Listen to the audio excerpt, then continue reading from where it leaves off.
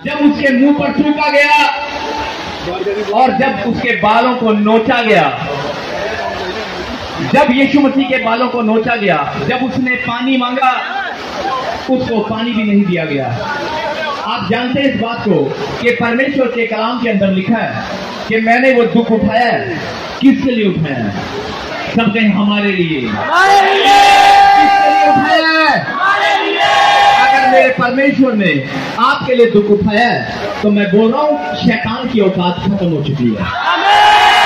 आज का वचन यही है कि परमेश्वर ने हमारे लिए दुख उठाया है और हमारे दुखों के पहाड़ को उठाकर अपने ही पांव तले चकनाचूर कर दिया है। लेकिन एक वचन के द्वारा मैं सबको याद दिलाना चाहता हूं, एक मैसेज मैं कन्वे करना चाहता हूं, आप ध्यान से सुने। और अगर कोई परमेश्वर पर भरोसा करने वाला व्यक्ति है तो आप उसको ये मैसेज जरूर सुनाएं कि परमेश्वर यीशु मसीह को जब बंदी बनाया गया तब एक सिपाही ने या एक राजा के सिपह सलार ने एक क्वेश्चन किया था, एक क्वेश्चन किया था कि अगर तू परमेश्वर का पुत्र है, अगर तू परमेश्वर का पुत्र है तो अपने आप को बंदी गृह से आजाद करके दिखा।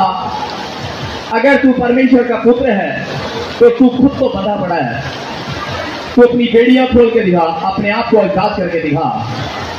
लेकिन परमेश्वर के पुत्र ने क्या कहा? तू जानता नहीं है अभी कि मैं कौन हूं, तू जानता नहीं है कि मैं कौन हूं।